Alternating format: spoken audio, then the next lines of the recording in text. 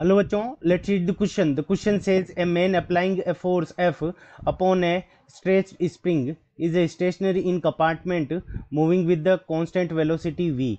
The compartment covers a distance L in the same time. Option A, the man acting with force F on the spring does the work W is equals to minus FL. Option B, the total work performed by the man on the compartment plus spring with respect to ground is 0. Option C, the work done by friction acting on the man with respect to ground is W is equals to minus FL. The total work done by the man with respect to ground is W is equals to minus FL. ठीक है बच्चों.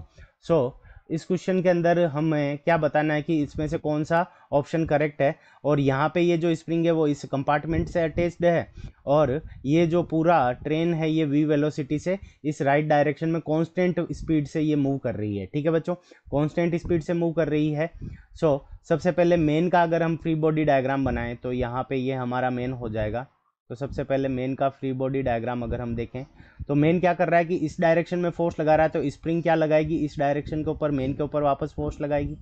ठीक है बच्चों, और main के ऊपर क्या लगेगा, फ्रिक्शन का फोर्स लगेगा और वो क्या लगेगा, इस डायरेक्शन के अंदर लगेगा एफ आर, फ्रिक्शन फोर्स. ठीक है, तो मेन के ऊपर ये हमारे दो फोर्सेज हो जाएंगे. ठीक है बच्चों, ये मेन के ऊपर फोर्सेज हो जाएंगे. अब क्या होगा कि जब ये कंपार्टमेंट मेन इस डायरेक्शन में लगेगा तो कंपार्टमेंट के ऊपर ये जो फोर्स लगेगा ऑन कंपार्टमेंट ये क्या लगेगा, इस डायरेक्शन के अंदर लगेगा एफ आर.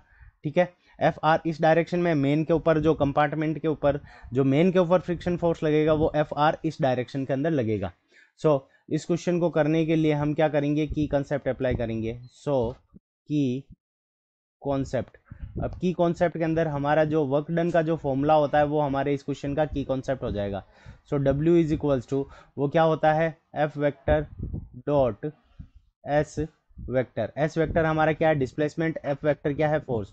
सो हम यहाँ पे क्या लिख सकते हैं, W is equals to F S cos theta.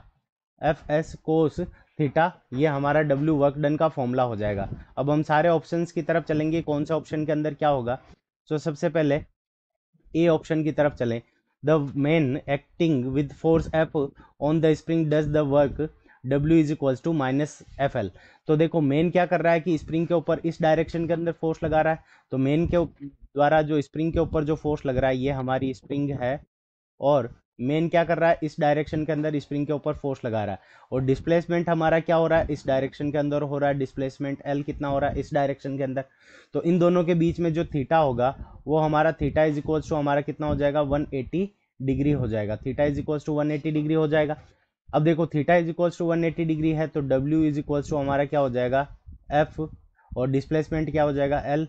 और यहाँ पे ये कोस 180 डिग्री. अब कोस 180 डिग्री की वैल्यू हमारी कितनी होती है, -1. तो W इज इक्वल्स टू हमारे पास में क्या आ जाएगा, माइनस एफ एल. सो ये हमारा फर्स्ट नंबर ऑप्शन क्या हो जाएगा, करेक्ट हो जाएगा. The man acting with force F on the spring does the work is W is equals to minus F L. तो work done by man on spring क्या हो जाएगा, W is equals to minus F L. ठीक है, अब बात करते हैं सेकेंड नंबर ऑप्शन की. कह रहा है कि D इज इक्वल्स टू, ठीक है, तो total work performed by man on the compartment plus spring. ठीक है, तो कंपार्टमेंट के ऊपर जो वर्क डन हो रहा है तो कंपार्टमेंट के ऊपर फ्रिक्शन फोर्स क्या लगेगा, इस डायरेक्शन के अंदर, क्योंकि ये जब स्प्रिंग इसको इस डायरेक्शन के अंदर वापस एक्शन रिएक्शन का फोर्स लगाएगी तो मेन पीछे की तरफ जाएगा. तो कंपार्टमेंट के ऊपर जो फ्रिक्शन फोर्स लगेगा वो हमारा किस तरफ लगेगा, इस डायरेक्शन के ऊपर फ्रिक्शन फोर्स लगेगा.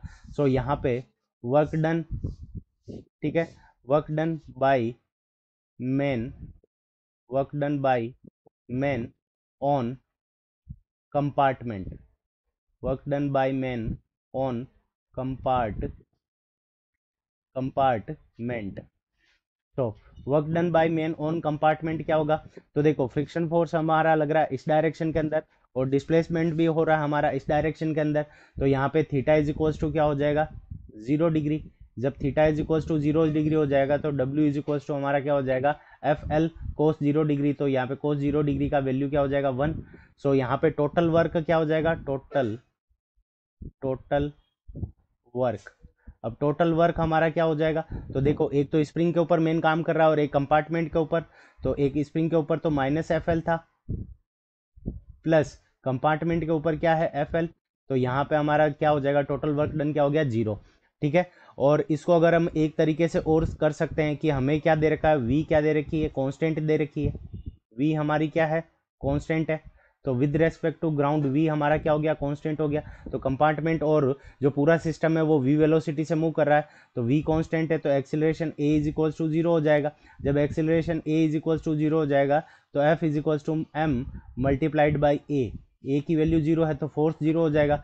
जब फोर्स 0 हो जाएगा तो टोटल वर्क डन हमारा विद रेस्पेक्ट टू ग्राउंड क्या हो जाएगा, 0 हो जाएगा। हम इसको ऐसे भी कर सकते हैं। तो ऑप्शन ए भी करेक्ट है, ऑप्शन बी भी हमारा करेक्ट हो गया। अब बात करते हैं ऑप्शन सी की।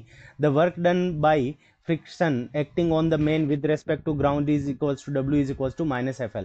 जब ये इस तरफ जाएगी तो हमारा फ्रिक्शन फोर्स क्या लगेगा, मेन के ऊपर राइट ऑपोजिट डायरेक्शन के अंदर FR, यहाँ पे इस डायरेक्शन के अंदर। तो यहाँ पे ऑप्शन सी के लिए क्या हो जाएगा कि फ्रिक्शन फोर्स लग रहा है हमारा इस डायरेक्शन के अंदर FR, और यहाँ पे डिस्प्लेसमेंट हो रहा है हमारा कितना, L के इक्वल। सो यहाँ से फ्रिक्शन फोर्स तो W इज इक्वल्स टू, दोनों के बीच में थीटा कितना हो जाएगा, theta is equals to 180 degree, दोनों के बीच में angle theta is equals to 180 degree होगा। तो W is equals to minus FL, क्योंकि यहाँ पे एफ एस कोस 180 डिग्री रखेंगे, कोस 180 डिग्री की वैल्यू -1, तो W इज इक्वल्स टू क्या हो जाएगा, -FL। सो ऑप्शन सी भी हमारा क्या हो जाएगा, करेक्ट हो जाएगा। अब ऑप्शन डी की बात करते हैं। The total work done by man with respect to ground is equals to W is equals to -FL। तो टोटल वर्क डन हमारा क्या है, 0 है, टोटल वर्क डन 0 है। सो ऑप्शन डी हमारा क्या हो जाएगा, इनकरेक्ट हो जाएगा। सो हमारे 3 ऑप्शंस करेक्ट हैं, option A, option B and option C. All three are the correct answer of this question. I hope you understood it well. Best of luck. Thank you.